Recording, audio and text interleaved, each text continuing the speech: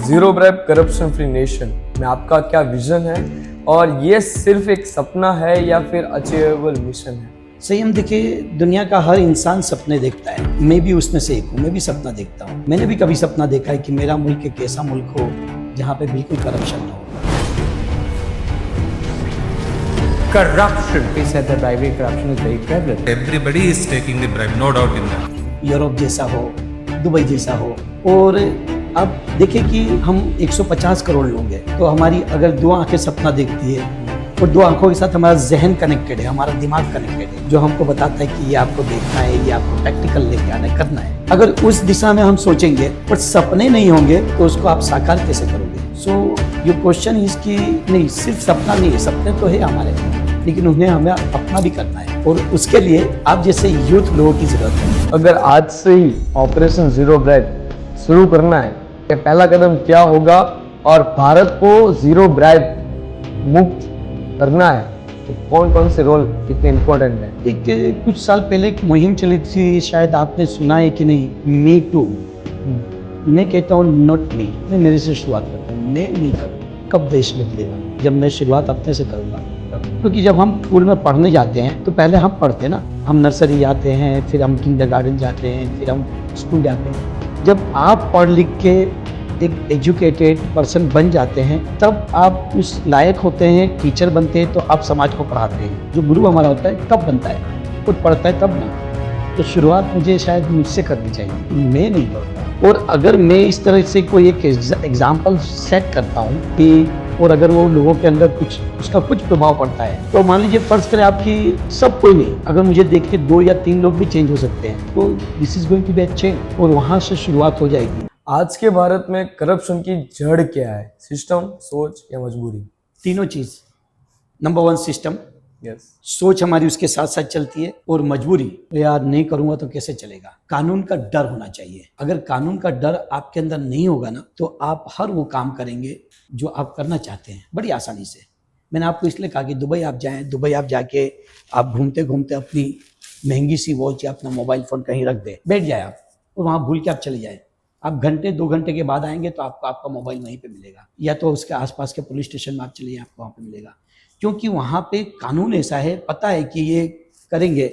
हमारे यहाँ प्रॉब्लम क्या है? देखिए, मैं प्रैक्टिसिंग लॉयर हूँ, आज मुझे 21-22 साल हो गए प्रैक्टिस करते हुए। मैंने जब इंग्लैंड से पढ़ के हिंदुस्तान आया तो मैं भी यही सोचता था कि यार मेरा भी देश ऐसा हो कि जहाँ वक्त की कीमत हो, इंसान की वैल्यू हो, और उसके पास जो स्किल है उसका बदला उसको मिलना चाहिए, रिएम्बर्समेंट मिलना है ना। लेकिन वो हो नहीं पा रहा है हमारे यहाँ। क्यों नहीं हो पा रहा है? क्योंकि सारा सिस्टम। अच्छा, आपको क्या लगता है कि करप्शन नीचे से ऊपर जाता है? मैं कहता हूँ ऊपर से नीचे आता है। हम कहते हैं कि भाई मैं करप्शन नहीं करता, मैं 5 रुपए का करप्शन करता हूँ। मेरी हैसियत और मेरी काबिलियत 5 रुपए वाली है। अभी जिस दिन आप मुझे बड़ी कुर्सी पे बैठा देंगे 500 करोड़ वाली, तो मैं 500 करोड़ वाली भी कर लूंगा। हम कहते हैं कि बोले जोनिया पहला है, उसने कितना बड़ा किया, 500 करोड़ का घोटाला, 1000 करोड़ का घोटाला। आप देखिए हिंदुस्तान की तारीख में किसको आज तक ऐसी सजा हुई है? मुझे तो नहीं दिखाई देता कि लालू प्रसाद यादव के सिवा कोई चारा घोटाले के अंदर कितना चारा खा गए, वो सजा हुई, लेकिन सजा के बाद भी आज बेचारे वो बाहर ही है। तो अगर if you are not going to set example by giving them the punishment, तो ये रुकने वाला नहीं है। दूसरी बात कि आपको अपनी सोच बदलनी पड़ेगी कि नहीं ये हो सकता है। लेकिन सोच कब बदलेगी? कि आपको दिखता है, कहते हैं बोले कि न्याय होना नहीं चाहिए, न्याय होता हुआ दिखना भी चाहिए कि भाई हुआ है। तब बंदा उसको नहीं, यार ये तो मसला है, बोले यहाँ करूंगा ना तो मेरे साथ कुछ गलत होगा, कुछ ना कुछ हो जाएगा, बोले मुझे पुलिस पकड़ लेगी, मेरे पर केस चलेगा। वो सामाजिक जो एक वो लगेगा ना मेरे ऊपर कि बोले भाई ये देखो ये बंदा ये करके आया है। हम लोग सामाजिक प्राणी है ना, समाज में रहते हैं, दिन रात आपसे मुझे मिलना है, आप देखोगे यार और इसने ऐसा किया, तो उससे भी बंदा डरता है। लेकिन हमारी सोच भी इस तरह से हो गई है। और तीसरी बात की मजबूरी, पुलिस वाले ने पकड़ा, फौरन मैंने फोन लगा दिया, भाई संयम जरा प्लीज देखो ना, साहब से बात कर, अरे दादा कैसा है, प्लीज यार मेरा बेटा है, मेरा भतीजा है, छोड़ दीजिए। ये भी छोटा सा करप्शन है। आपने सिस्टम को उसको इन्फ्लुएंस कर दिया, आपको उसको डरा दिया या उसको अपने उसमें ले लिया, उसने जाने दिया, चलो भाई जाने दो। देख, कानून equality before the law and equal protection of law होना चाहिए सबके लिए बराबर। मुझे याद है कि 1995 के अंदर when I was in New York, तो उस समय बिल क्लिंटन प्रेसिडेंट होते थे, तो उनकी बेटी को रात को न्यूयॉर्क में मैनहट्टन के अंदर पुलिस वाले ने पकड़ा और टिकट दे दिया। She was drunk. दूसरे दिन न्यूयॉर्क टाइम्स के अंदर अखबार में आ गया, वो she was a daughter of a president of USA. उसको क्या फर्क पड़ता था? लेकिन नहीं बोले कानून बोला हमारे बोले आपको पे तो करना पड़ेगा। तो ये चीज सबके लिए होगी ना, तब आप डरेंगे और आप उसके बाद फॉलो करेंगे। क्या करप्शन डर से पैदा होता है या फिर लालच? एक हिंदी का वर्ड है महत्वाकांक्षा। जो बहुत ज्यादा महत्वाकांक्षी होता है ना, वो सब कुछ करता है, वो किसी भी हद तक जा सकता है। देखिए अभी मान लीजिए कि मैं कभी एक छोटी सी कार लेके आया, मैं अभी वैगन आर लेके आया, मेरे पीछे मर्सिडीज वाला था, वो मुझे बार बार मुझे वो फोन दे रहा था। अब मुझे ये जहन में आ जाए कि यार मुझे भी कल मर्सिडीज चाहिए। मेरे घर के सामने अभी मेरे एरिया के अंदर एक रोल्स रॉयस है, उस दिन मैंने रोल्स रॉयस देखी तो मेरे जहन में आ जाए कि मुझे रोल्स रॉयस चाहिए। भाई who can prove I am going to do everything, कुछ भी भाई, एज अ लॉयर भी मैं कुछ करूंगा, अगर मैं जज बन जाता हूं तो कुछ करूंगा, मैं अगर कोई क्या बोलते हैं ब्यूरोक्रेट्स बन जाता हूं तो कुछ भी करूंगा। आई वांट दिस, मुझे ये चाहिए। वो लालच इंसान को सब कुछ करवाती है। या तो आपको एक वो होता है कि भाई ब्रांडेड चीजें पहनने को चाहिए, मुझे गुची चाहिए, अरमानी का सूट पहनने का चाहिए, वगैरह वगैरह। तो वो सारी चीजें जब आपके अंदर आती है ना, तो उसके लिए आप धीरे धीरे उस हद तक चले जाते हैं। डर से कोई करप्शन नहीं करता। डर से कौन करप्शन करता है?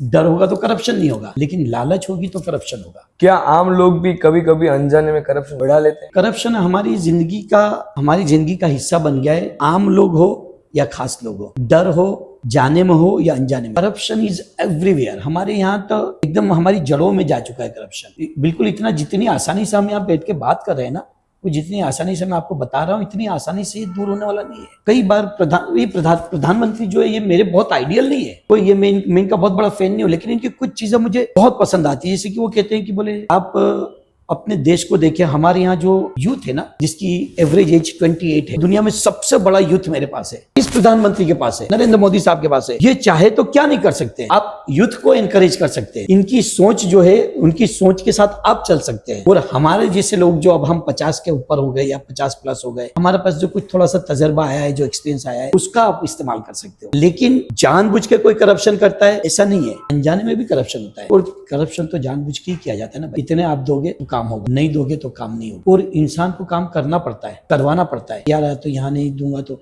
और आपको क्या लगता है करप्शन कुछ जगहों पे, सिर्फ सरकारी खाताओं में नहीं, हर जगह करप्शन है। मैं पॉलिटिक्स में आना चाहता हूँ, क्यों? इसीलिए आना चाहता हूँ। मैं ब्यूरोक्रेट्स में यूपीएससी के एग्जाम क्लियर करके I want to be IAS officer, IPS officer, तो क्या मैं एकदम 100% अपने आप को ये करूंगा? मेरा भतीजा पीसी की तैयारी कर रहा है। उसको पहले क्या मैंने कहते को, जिस दिन तुम्हें लगे सिस्टम के अंदर बह के पानी के बहाव की तरह चलने जा रहे हो, तो मैंने कहा दिन डोंट गो फॉर दैट। अपने आप को तैयार रखो कि पानी के बहाव से विरुद्ध दिशा में जाना चाहते हो और हिम्मत है, तब आना इसमें। अदरवाइज आपको सारी चीजें सहन और बर्दाश्त करनी पड़ेगी। चल ना बोले ये तो करता है ना, मेरे को क्या प्रॉब्लम, तो मेरा क्या ही हो जाएगा, मुझे कोई क्या ही कर लेगा। ये एक सोच है हमारी कि हम सोचते बोले कि चलता है वाला एटीट्यूड है ना, बोले मारू को इशू बगाड़ ले से मेरा क्या बिगाड़ लेगा। जैसे सर आपने मेंशन किया कि वी हैव अ यूथ, सबसे ज्यादा यूथ इंडिया के पास है, तो रोल ऑफ सिटीजन में एक इम्पोर्टेंट क्वेश्चन रहता है कि एक नॉर्मल सिटीजन को इफ इन सब चीजों के खिलाफ काम करना है, करप्शन के रिलेट, वो कौन कौन से रोल पे अपना योगदान दे सकता है? आपकी शुरुआत जो है ना, स्कूल से, कॉलेजों से होती है। यहाँ आप पढ़ते हैं, आपके साथ आपका पूरा एक ग्रुप होता है, आपके जो विचार आदान प्रदान होते हैं लोगों के साथ, आपके स्टूडेंट्स के साथ, आपके जो गुरु जो होते हैं, आपके टीचर्स, उस्ताद जो आपको सिखाते हैं, उसको आप कैरी करते हैं। आप अपने ग्रुप के अंदर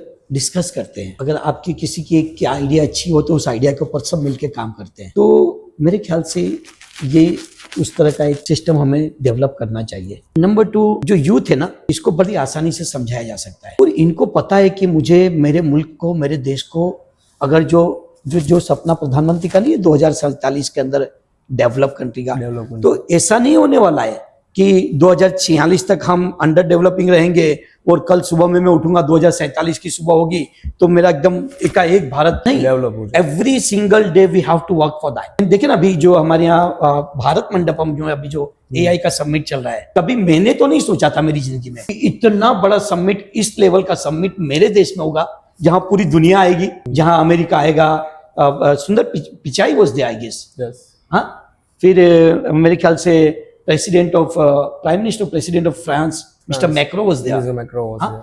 तो ये सारे लोगों को जब हम यहाँ अपने यहाँ प्लेटफॉर्म पे बुला सकते हैं, तो आप सोचे कि हमारे पास क्या ताकत है, शक्ति क्या है हमारे पास, लेकिन हम अपनी शक्तियों का इस्तेमाल नहीं कर रहे हैं सही तरीके। अगर सचमुच मैं एक बात कहता हूँ कि अगर मैं सचमुच हिंदुस्तानी हूँ और मुझे अपने मुल्क से मोहब्बत है, तो ये मोहब्बत का तरीका होना चाहिए। नहीं, मैं नहीं करूंगा और इसको करने भी नहीं दूंगा। देखिए, इसी को देशभक्त कहते हैं। देखिए, मैं दिन रात में ये यहाँ से पान खाऊं या तो गुटखा खाऊं, यहाँ पे पिचकारी मारूं, उसको गंदा करूं, चलते हुए कार खोल के दरवाजे खोल के पीछे का मेरे पीछे से आ रहा है उसको, ये मेरे मुल्क के साथ में मोहब्बत नहीं करता। मैं अपने अपने देश को मैं खराब कर रहा हूँ। You have to take a initiative to yourself first. आपको शुरुआत करनी है कि भाई मैं नहीं करूंगा, किसी को करने बेटा ओ भाई क्या करूँ फोटो करूँ, आपने जो किया गलत किया है। नहीं, वो अभी एक वो कितना अच्छा वो वीडियो अभी देखने को आया, वो अंकल ने वो गाड़ी चढ़ा दी थी वो फुटपाथ पे, तो आंटी सामने खड़ी होगी, बोले जाने नहीं दूंगी, आप रिटर्न जाओ। तो वो आंटी को वो सोचता ना, नहीं जाने तुम गलत कर रहे हो। तो अगर मान लीजिए कि आप लोग जैसे जो है लोगों में अवेयरनेस लाए, और दूसरा कि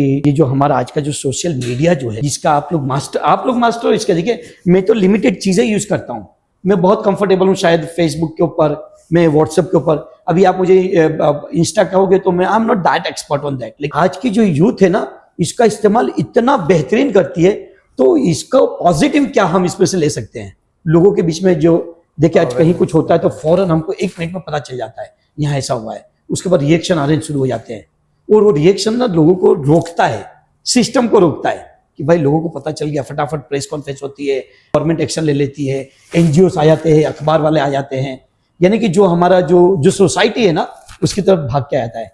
तो ये चीज हमको करना पड़ेगा उसको बढ़ाने के लिए। काफी सारी बार ऐसा होता है कि जो करप्शन नहीं कर रहा है उसको भी परेशान किया जाता है, तो उनको ये प्रॉब्लम से सॉल्व कैसे करना और उनको स्टेबल करना कि या you are important role as a individual citizen, तो वो हम कैसे कर सकते हैं? आपको खड़ा होना पड़ेगा उनके साथ में, मुझे खड़ा होना पड़ेगा उसके साथ में, जो विक्टिम है उसके साथ आपको खड़ा होना पड़ेगा। हमारी जो आदत है ना, अब हम लॉयर की थोड़ी सी एक आदत अच्छी होती है, पता है क्या है, कि हम बड़े खटपटी किस्म के होते हैं। कहीं भी कोई चीज होती है ना तो हम किसी भी तरह से निकल नहीं जाते हैं। आम आदमी की तरह नहीं, रोड पे अगर एक्सीडेंट हुआ है ना तो आम आदमी फौरन निकल जाएगा, वकील वहां पे आएगा ना काले कोट वाला तो खड़ा हो जाएगा, शो थी कैसे हुआ, किसने किया, इसने ये किया तो उसने किया, उसका नंबर लिया कि नहीं, फलाना किया कि नहीं। तो everyone has to be a lawyer, हर किसी को वकील बनना है। मैं नहीं कहता कि आप जाइए कोर्ट में केस लड़िए, लेकिन आपको इतना कानून पता होना चाहिए। आपको देखिए हम दो चीज, हमारे पास एक सबसे बड़ा मसला क्या पता है संयम, कि हम अपना राइट्स मांगते हैं, हक मांगते हैं। ट्रू, मेरा ये हक है मुझे दे दो।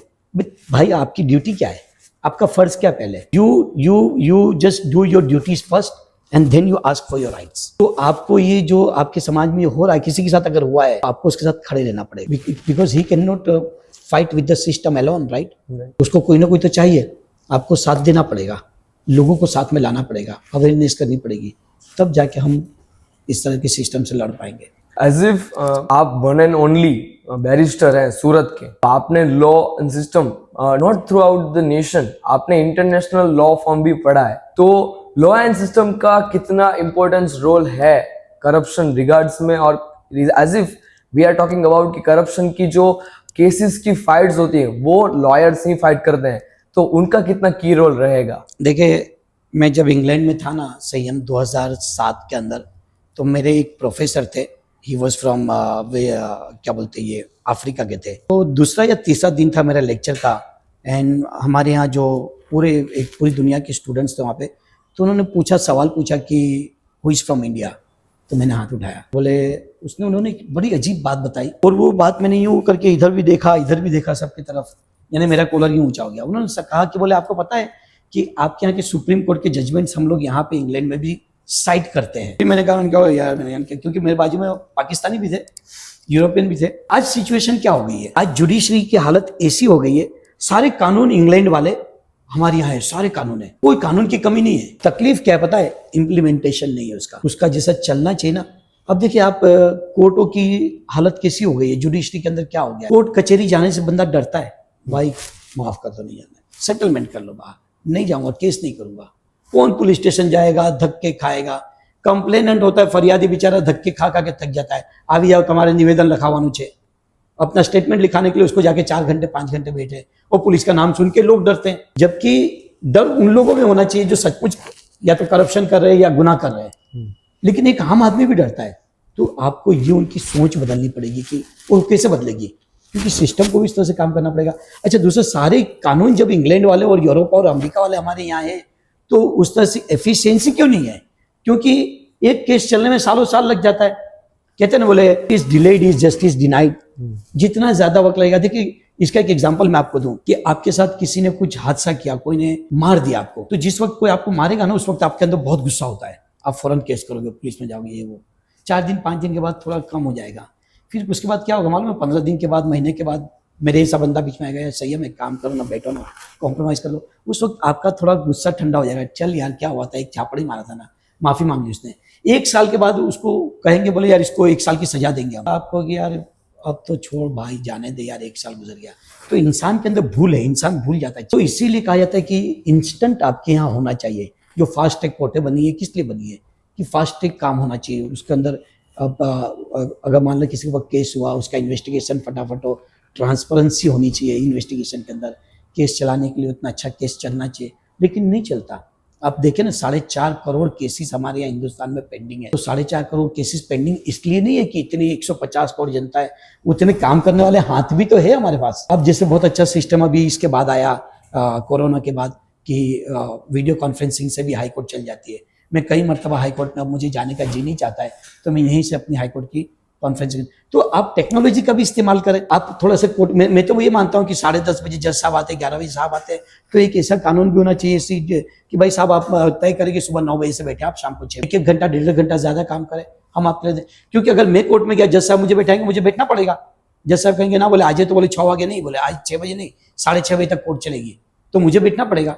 तो काम करने के लिए हमारे अंदर इच्छा शक्ति होनी चाहिए, उसका इम्प्लीमेंटेशन होना चाहिए, लेकिन वो नहीं हो पा रहा है।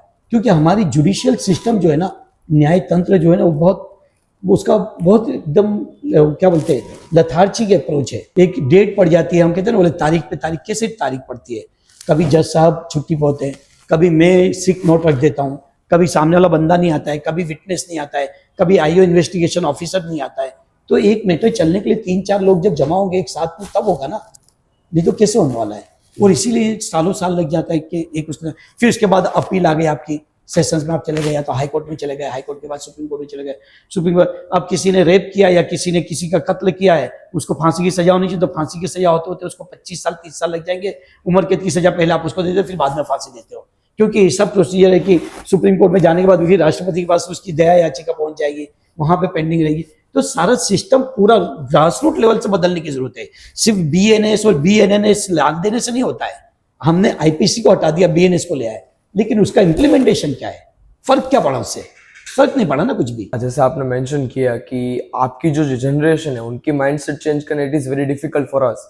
जो हम यूथ को माइंडसेट चेंज करने का मोटिव कर रहे हैं, तो यूथ को आज से कौन सी एक छोटी चीज सीखनी चाहिए कि जो अगले 10 ईयर 12th ईयर 15 ईयर्स के लिए उनको एडेप्टेशन करेगी कि नहीं, हमें करप्शन तो अभी लॉ फॉर्म या कि लॉ रिगार्ड्स पर नहीं करना है। हमारी जो सोच है ना, हम बार बार इसी बात पे आते हैं कि जैसे अभी मैंने आपको कहा कि IPC था ना, तो IPC की सेक्शन 376 आप मेरे को पूछोगे मेरे जहन में कि भाई रेप केस हुआ तो 376, मर्डर हुआ है तो 302।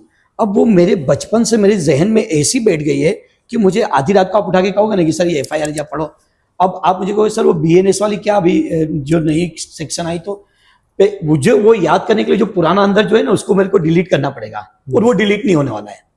BNS आप अभी फौरन याद कर लोगे, क्योंकि आपको वही सिर्फ याद करना है, आपके जहन के अंदर पहले से IPC नहीं आया हुआ है। तो आप लोगों का जो जहन है इस तरह का है कि आप किसी भी चीज को फौरन एडप्ट कर लेंगे।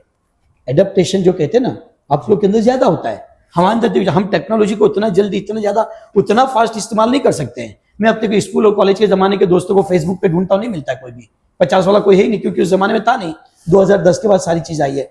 तो आपको क्या करना पड़ेगा कि आप जैसे लोग जो यूथ है हमारे, उनको एक एग्जाम्पल सेट करना पड़ेगा कि हम आज से 10 साल बाद का भारत कैसा देखना चाहते हैं, ऐसा देखना चाहते हैं। और जैसे कि मान लीजिए कि मैं स्पोर्ट्स में था, तो मैं बहुत वर्ल्ड लेवल तक खेला हूं, यानी कि इंडिया को रिप्रेजेंट किया है। तो क्या पहले ही दिन में भारत को रिप्रेजेंट करने के लिए मुझे थोड़ी भेज दिया गया था? आज जो अभिषेक शर्मा जो टीम में आया है, तो क्या अभिषेक शर्मा को पहले ही दिन 11 के अंदर थोड़ी ले लिया? उसने पिछले नीचे खेला, डिस्ट्रिक्ट लेवल खेला, स्टेट खेला होगा, यूनिवर्सिटी खेला होगा, कितने पापड़ बेले होंगे तब यहाँ। तो आपको भी ऐसे कुछ सेट करना पड़ेंगे टाइम पीरियड। और वो कैसे होगा कि आप लोगों को मुहिम चलानी पड़ेगी। जैसे अब ये ऑपरेशन जीरो ब्राइबरी का आपने यहाँ पे शुरू किया, it's a very good initiative. मैं ये नहीं कहता हूँ कि बिल्कुल देखिए मैं बहुत ऑप्टिमिस्टिक बंदा हूँ, मैं ऐसा बहुत पॉजिटिव सोचता हूँ, लेकिन कोई चीज ऐसे मैं रात को सो को सपना देखूंगा और सुबह यूटोपिया जैसा हो जाएगा, कुछ ऐसा नहीं होने वाला है। तो इंटरवल्स के ऊपर आपको काम करना पड़ेगा, लाइक माइंडेड लोगों को आपको साथ में लेके आना पड़ेगा जो आपकी तरह सोच रखते हो। Then it is going to be, I think एक ऐसा वक्त आएगा जब आपको ऐसा लगेगा कि हाँ हमने कुछ अचीव किया है। And always try to compare yourself with others. हम पढ़ाई में भी करते हैं ना, अगर मान लीजिए कि मेरा मुल्क यहाँ पे है तो देन डोंट, अब एक तो हमारा सबसे बड़ा मसला पता है क्या, कि हम ले दे के साला कंपेयर करते तो उसी के साथ, ये बाजू में जो बैठा हुआ है हमारा सड़ा थका जिसका ना ठिकाना, एक इधर भी ऐसा है एक इधर भी ऐसा है। I want you to compare our self with European countries, I want you to compare our self with American countries. उनके साथ हमको कंपेयर करना, ना कि ये जो हमारे बाजू में जो भूखे नंगे हमारे से भी ज्यादा हो तो गए गुजरे उनके साथ तो हमको कंपेयर करके हम कहाँ ही पहुंचेंगे। In fact we are going to go, अगर उनके साथ करेंगे तो हमारा क्या होने वाला है। हमको तो see we are the best team right now in the world cricket के अंदर। तो अभी हम किसके साथ कंपेयर करेंगे, हमारे पास तो कोई कंपेयर करने वाला है ही नहीं। Either we are going to compare ourselves with Australia or South Africa or New Zealand. Yeah. We are not going to compare with this Bangladesh or Afghanistan. Right. हाँ, आप हमेशा अपने आप का जो एक आइडियल किसी को बनाते हो तो अपने से ऊपर वाले को बनाते हो ना, Competitive अपने से नीचे वाले को तो नहीं बनाते हो ना। अपने से नीचे वाले को बनाएंगे तो उसको फायदा होगा, आपको नहीं होगा, आप तो नीचे जाओगे। आप ऊपर वाले को अगर जो रोल मॉडल बनाते हो या देखते हो तो आप एक स्टेप आगे जाओगे। ये हमको एज इफ सर आपने ऐसा बोला कि जो आईपीसी है तो अभी तो वो हट चुकी है, तो जो अभी लीगल स्टूडेंट्स हैं जो लॉ पढ़ रहे हैं उनको कौन कौन सी चीजें अभी पढ़नी चाहिए फॉर देयर रोल, कि जो की रोल अभी उनको करप्शन रिलेटेड पे काम करने में इम्पोर्टेंट करेगा। संयम, सब जगह करप्शन है। आपको प्रैक्टिस करना है, whether you want to be a lawyer, practicing lawyer, अगर आपको प्रैक्टिस करना है तो then you will have to go to court. Lower court से आप शुरू करेंगे। आईपीसी भी अभी आपको तो पढ़ना तो पड़ेगा ही, क्योंकि अभी भी कोर्टों के अंदर चल रहा है, पुलिस स्टेशन में आईपीसी चल रहा है। लेकिन अगर आप बीएनएस चलते पढ़ते हो, बीएनएस जो है तो बीएनएस के साथ साथ आईपीसी भी आप पढ़ लेते हो, सीआरपीसी के साथ साथ आपका बीएनएस भी पढ़ते हैं आप। लेकिन मसला ये है कि where do you want to start from, कहाँ से शुरू करते हैं। आप जब सेकेंड ईयर में होते हैं तब आप कोई ना कोई सीनियर को ज्वाइन कर लेते हैं, कोई लॉ फॉर्म ज्वाइन करते हैं, किसी सीनियर लॉयर के साथ कोर्ट जाना शुरू कर देते हैं। तो द डे वन से आप उसको सीखते हो, चीज़ों को, प्रोसीजर को सीखते हो, किस तरह से केस चलता है कोर्ट में उसको सीखते हो, आपका इंटरेक्शन होता है दूसरे लॉयर्स के साथ। तो ये सारी चीज़ें आपको सीखने की जरूरत है। You are not just going to start your practice from a high court from a day one. आपको शायद साल 2 साल लग जाओ। मैं तो कहता हूँ बेहतरीन काम क्या है कि the best platform to practice as a lawyer is a high court, not a supreme court, neither a lower court, session court. लेकिन नीचे 2-3 साल आप निकालो ताकि आप पूरे प्रोसीजर को अच्छी तरह से सीख लो, क्योंकि केस नीचे से ही ऊपर जाता है, ऊपर से नीचे नहीं आता, नीचे से ऊपर जाता है। तो then you can take it. अगर मान लीजिए कि यहाँ से अगर किसी केस में आपको सक्सेस नहीं मिला है, but you are going to make the foundation in such a way which is going to help you in high court, कुछ ना कुछ उसमें आप रह जाते निकाल लेते हो, उसको आप कर सकते हो। तो आपको सोचने की जरूरत है कि आपको क्या प्रैक्टिस करना है। जिस तरह की आपकी प्रैक्टिस करना है, जो आप करना चाहते हो वही चूज करना पड़ेगा आपको। फिर क्रिमिनल साइड जाना चाहते हैं, सिविल साइड जाना चाहते हैं, आप रेवेन्यू की प्रैक्टिस करना चाहते हैं, बड़ी आसानी से प्रैक्टिस करनी, कुछ नहीं करना है, टेंशन नहीं चाहिए। रेवेन्यू की प्रैक्टिस करते रहो, दस्तावेज करते रहो, फलाना ढीना। क्रिमिनल साइड प्रैक्टिस या तो कॉन्स्टिट्यूशन की प्रैक्टिस या सिविल की प्रैक्टिस है, चैलेंजिंग है। आपको हर रोज कुछ ना कुछ नया सीखने को मिलेगा, नया केस ही आएगा आपके पास हर कोई, क्योंकि किसी का क्या मसला है, किसी का आप। This is why it is called a learning profession. मरते दम तक बंदा वकीलात के फील्ड में सीखता ही रहता है। आज अरे नया कोई केस आया, आप कहाँ से ढूंढ के निकालो। इसके अंदर आपको मेडिकल जूरिस्प्रूडेंस भी पढ़ना पड़ेगा। आपको डॉक्टर को भी कई बार तो विटनेस के अंदर आते हैं डॉक्टर साहब, उनको भी आपको क्रॉस एग्जामिन करना पड़ता है। तो you will have to learn, वो आपको मेडिकल भी पढ़ना पड़ेगा, मेडिसिन भी पढ़नी पड़ेगी। इसलिए तो कहा जाता है क्यों नोबल प्रोफेशन कहा जाता है, क्योंकि सारी चीज़ें आपको पढ़नी पड़ती है। आप अपना जहन घोड़े की तरह का जो है ना कि बना लेना पड़ेगा आपको कि भाई मुझे बस यही करना है। आप ड्रिफ्ट नहीं कर सकते अपने आप को, अदरवाइज फिर क्या होगा कि वो चालिया तैयार थी, वो कहते हैं ना बोले कि रात भर चले फिर वहीं के वहीं पहुंच गया, दिन भर चले रात को वहीं पहुंच गया, ऐसा नहीं है।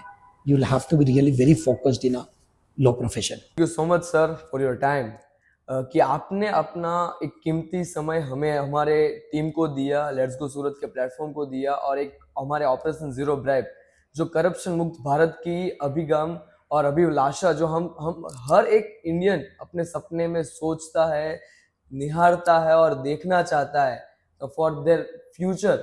और आई बिलीव दैट कि आपके ये पॉडकास्ट के माध्यम से काफ़ी सारे स्टूडेंट जो लॉ पढ़ रहे हैं, जो लॉ नहीं पढ़ रहे हैं, इंडियन सिटीजन हैं, और हमारे जैसे जो स्टूडेंट्स हैं उनको कोई भी एंगल पे ऐसा लग रहा है कि लीगली हमें कुछ ना कुछ कंट्रीब्यूट करना है हमारे नेशंस के लिए, they will. And thank you so much for your time. शुक्रिया संयम मुझे यहाँ बुलाने के लिए, thank you very much for inviting me. और लेट्स गो का जो आपका ये जो प्लेटफॉर्म है ऑपरेशन जीरो ब्राइब का, तो आप लोग लेट्स गो, चलिए शुरू करते हैं हम लोग आज से ही। काल करे सो आज कर, आज करे सो अब, तभी हमारा मुल्क आगे बढ़ेगा। और एक दिन ऐसा आएगा कि शायद हम 2047 नहीं बल्कि उससे पहले प्रधानमंत्री जी को कह सके सर नहीं, जो आपने विजन दिया है उससे भी पहले हम विकसित we are going to achieve that yes and we are with you. आप जैसे यंग लोगों के साथ हम हैं और आप हमें भी साथ दीजिए। Thank you very much. Thank you so much sir.